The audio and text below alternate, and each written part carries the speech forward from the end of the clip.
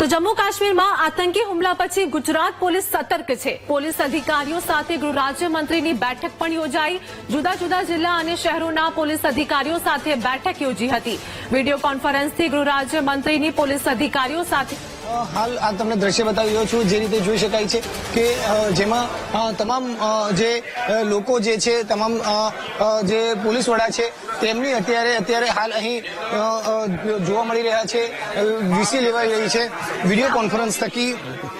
આ તમામ video conference હાલ અહીં ચાલી રહી છે અને તે માટે અત્યારે અહીં જોવા મળ્યા છે જે રીતે પાકિસ્તાની આતંકી ઘટના બની હતી અને ત્યારબાદ સમગ્ર ગુજરાતમાં જે કડક કાર્યવાહી કરવાની પોલીસે વાત કરી હતી અને કાર્યવાહી કર્યા બાદ અત્યારે જે રીતે પોલીસ જે છે તેને આખા રાજ્યમાં ગેરકાયદેસર રીતે વસવાટ કરતા બાંગ્લાદેશીઓ જે છે તેમની સામે કડક કાર્યવાહી કરી હતી અને સુરતમાંથી 100 થી વધુ, તે જ રીતે અમદાવાદમાંથી પણ 300 થી વધુ જે ગેરકાયદેસર વસવાટ કરતા જે બાંગ્લાદેશી હતા તેમની જે અટકાયત કરી છે અને તેમની સામે કડક કાર્યવાહી કરી છે। આ જ રીતે જે રીતે કોઈ ગેરકાયદેસર પ્રવૃત્તિ કરતા હોય છે અને આ રીતે ઘૂસણખોરી કર્યા હોય છે તેની પર કડક કાર્યવાહી કરવાની વાત કરવામાં આવી રહી છે। ત્યારે સુરતમાં પણ હર્ષ સંઘવીની આ બેઠકમાં અત્યારે કડક કાર્યવાહી કરાઈ છે અને અત્યારે પણ વિડીયો કોન્ફરન્સ શરૂ થઈ છે। સુરત પોલીસ કમિશનર કચેરીના કોન્ફરન્સ હોલ ખાતે જે ગૃહ રાજ્યમંત્રી હર્ષ સંઘવીની જે છે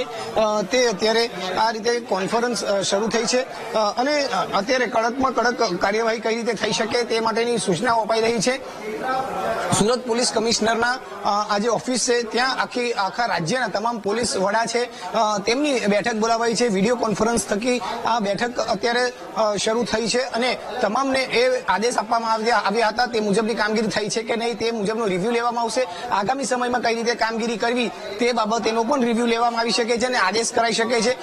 ગત રોજ પણ મોડી સાંજે એક મીટિંગ થઈ હતી। એ મીટિંગ થયા બાદ તેમાં તપાસ આદેશ આપવામાં આવ્યા હતા અને સમગ્ર ગુજરાતમાં એક સાથે પોલીસ એક્શનમાં આવીને તપાસ શરૂ કરી હતી। જે તપાસમાં અને સર્ચ કાર્યવાહી શરૂ કરી હતી, જે કાર્યવાહીમાં સુરતમાં મોટી સંખ્યામાં જે ગેરકાયદેસર વસવાટ કરતા બાંગ્લાદેશીઓને પકડી પાડવામાં આવ્યા છે, જે બોગસ ડોક્યુમેન્ટના આધારે વસવાટ કરતા હતા તેવાને પકડી પાડવામાં આવ્યા છે। તો એવી જ રીતે અમદાવાદ, બરોડા, રાજકોટમાં પણ આ જ પ્રકારની કામગીરી કરવામાં આવી છે અને હવે ગૃહ રાજ્યમંત્રી હર્ષ સંઘવી સુરત ખાતેથી વિડીયો કોન્ફરન્સના માધ્યમથી તમામ રાજ્યના જે પોલીસ વડા છે તેમની અત્યારે મિટિંગ લઈ રહ્યા છે। વિડીયો કોન્ફરન્સથી બેઠક કરાઈ છે અને હજુ પણ આગામી દિવસોમાં કઈ રીતે કાર્યવાહી કરી શકાય તેને લઈને સૂચનાઓ પણ અપાઈ શકે છે।